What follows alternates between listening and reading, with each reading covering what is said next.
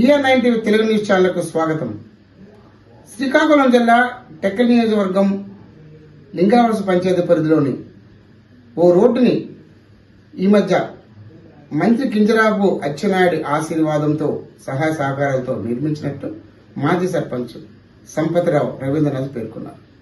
ఈ సందర్భంగా ఆయన మాట్లాడుతూ గత ప్రభుత్వం ఈ రోడ్డును పూర్తిగా నిర్లక్ష్యం చేసిందని, కూటమి ప్రభుత్వం ఏర్పడ్డాక ఈ రోడ్డుని పూర్తిగా బాగు చేయించి సార్ రోడ్డు నిర్మాణం గావించి 6 నుంచి 7 గ్రామాలకు రవాణా సౌకర్యం కల్పించడంలో మంత్రి తీసుకున్న పాత్రని ఆయన పొగిడారు. ఈ సందర్భంగా ఆయన మాట్లాడుతూ కూటమి ప్రభుత్వం ప్రజా సంక్షేమమే తమ ధ్యేయం అని పనిచేస్తుందని అన్నారు.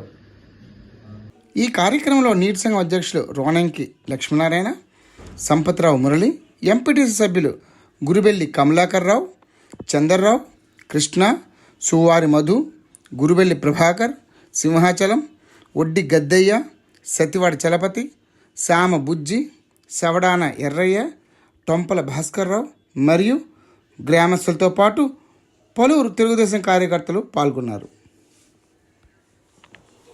ఆశిస్తున్నాను. ఏదైనా లోటుపాటు ఉంటే జై అచ్చెన్నాయుడు, జై తెలుగుదేశం.